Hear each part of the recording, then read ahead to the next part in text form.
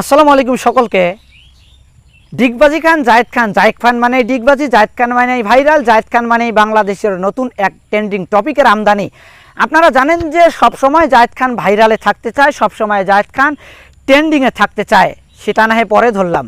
কিন্তু আসলে এই জনপ্রিয় মান্যগণ্য জঘন্য ব্যক্তিরা সবসময় ট্রেন্ডিংয়ে কেন থাকতে চায় এবং ট্রেন্ডিংয়ে তাদের কি লোভ ধরিয়েছে, তারা সেখানে কি পেয়েছে যে তারা সবসময় ট্রেন্ডিংয়ে থাকার চেষ্টা করে?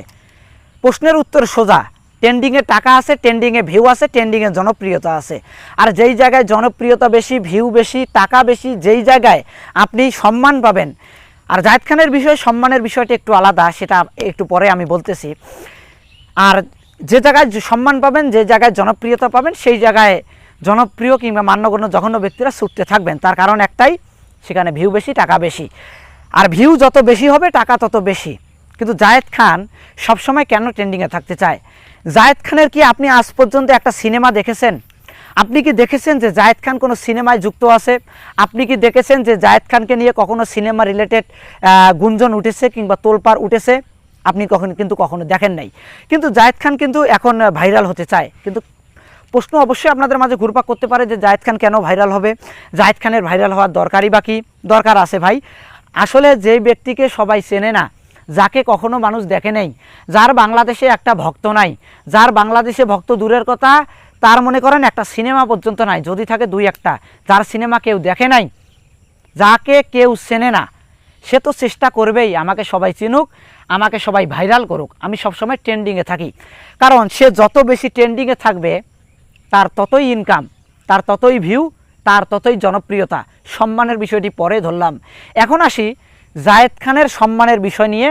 আপনাদের মাঝে প্রশ্ন থাকতেই পারে যে আপনি কিছুক্ষণ আগে বললেন যে জায়েদ খানের সম্মান নেই। একটা লোকের যদি সম্মান থাকে, সে একটা লোকের যদি আত্মসম্মান থাকে, মান সম্মান থাকে, সে কখনোই চাবে না সে সোশ্যাল মিডিয়া সেক্টরগুলোতে এসে সে ভাইরাল হওয়ার চিন্তা করুক। সে জানেন যে আপনি ডিগবাজি দেয়, অর্থাৎ সে ডিগবাজি দেয়, জায়েদ খান মান্যগণ্য জঘন্য ব্যক্তি, সে সবসময় ডিগবাজি দেয়। কারণ ডিগবাজি তার পেশা। ডিগবাজি যদি না দেয় না, সে কখনো ভাইরাল হতে পারবে না। আর সেই ব্যক্তি সবসময় ভাইরাল হওয়ার চেষ্টা করে যার নিজের একটা অ্যাবিলিটি আছে, যার নিজের মান সম্মান নেই। তো দুইটা জিনিস, যার নিজের অ্যাবিলিটি আছে, যার মান সম্মান নেই। অ্যাবিলিটি কি? অ্যাবিলিটি হচ্ছে আপনার নিজের একটা প্রতিভা। এখন জায়েদ খানের প্রতিভা আসলে কি? জায়েদ খান কিন্তু সিনেমা রিলেটেড তার কোনো প্রতিভা নেই। জায়েদ খানের একটাই প্রতিভা, সে ডিগবাজি দিতে বেশ পারদর্শী, ডিগবাজি দিতে সে পছন্দ করে। কিন্তু ডিগবাজি দেওয়াই কি তার প্রতিভা? না, উত্তর হচ্ছে না। সে ডিগবাজি শুধুমাত্র দেয় সে যাতে ভাইরালে থাকতে চায়। আপনি একটা জিনিস লক্ষ্য করবেন, জায়েদ খান যখন ডিগবাজি দেওয়ার পর ভাইরাল হয়েছে, বিভিন্ন টিভি চ্যানেল কিংবা বিভিন্ন কন্টেন্ট ক্রিয়েটর তার ইন্টারভিউ নিয়েছে। তার একমাত্র কারণ, তারা ডিগবাজির যে ট্রেন্ডিং টপিকটি, তার ক্যারেক্টার হচ্ছে জায়েদ খান। আর জায়েদ খানকে নিয়ে যদি তারা নিউজ করে, তাদের ক্যারেক্টার অর্থাৎ তাদের ভিডিওটি ভাইরাল হবে। এটি হচ্ছে মেইন কারণ, যার কারণেই কিন্তু জায়েদ খান সবসময় ট্রেন্ডিংয়ে থাকার চেষ্টা করে। ভিডিওটি আজকে এই পর্যন্তই। ভালো থাকুন, সুস্থ থাকুন। ভিডিওটি কেমন লাগলো অবশ্যই কমেন্ট বক্সে জানিয়ে দেবেন। আসসালামু আলাইকুম সকলকে।